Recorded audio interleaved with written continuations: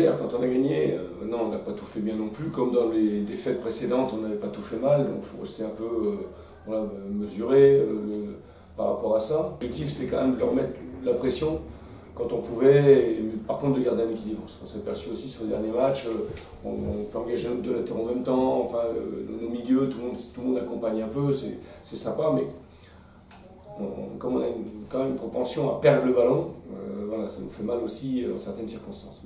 On progresse aussi dans un peu notre jeu combiné cette semaine aussi, malgré un terrain d'entraînement difficile. Je trouve que les joueurs sont appliqués, on trouve pas mal de jeux à 2, jeux à 3, des petits appuis remises pour le troisième, donc j'ai trouvé ça assez intéressant. On a eu quelques belles envolées aussi contre le Red Star au niveau offensif.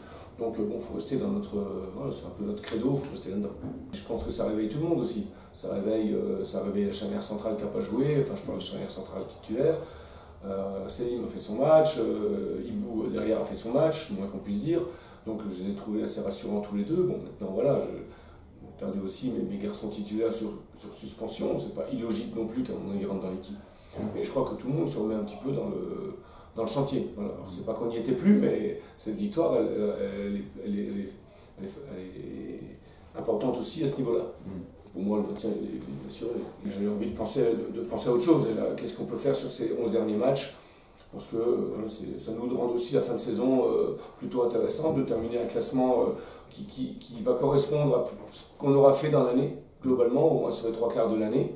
C'est-à-dire dans le premier tiers du classement. Moi, j'ai pas envie de me retrouver derrière la 8e place, quoi. Bon, mais aujourd'hui, on n'est pas là pour raisonner en termes de place.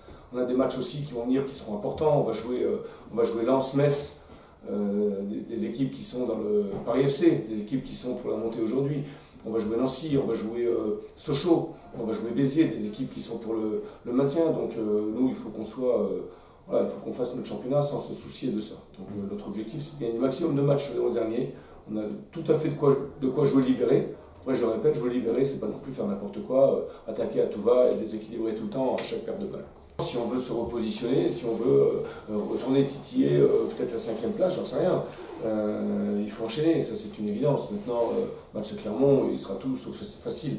C'est une équipe pour moi qui a une vraie qualité de jeu, des vraies options de jeu, de principe. Pour moi, les 3 équipes du championnat de France de Ligue 2 à pratiquer le plus beau football, vraiment. C'est des gens qui jettent jamais le ballon, qui cherchent toujours à construire, avec des joueurs plus aussi. Bon.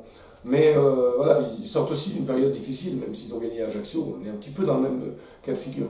Nous aussi, on n'était pas bien, on était sur 3 défaites, ils étaient sur 4, ils ont gagné, on a gagné, donc les deux équipes vont avoir envie d'enchaîner, donc je pense que ça peut faire un match assez spectaculaire.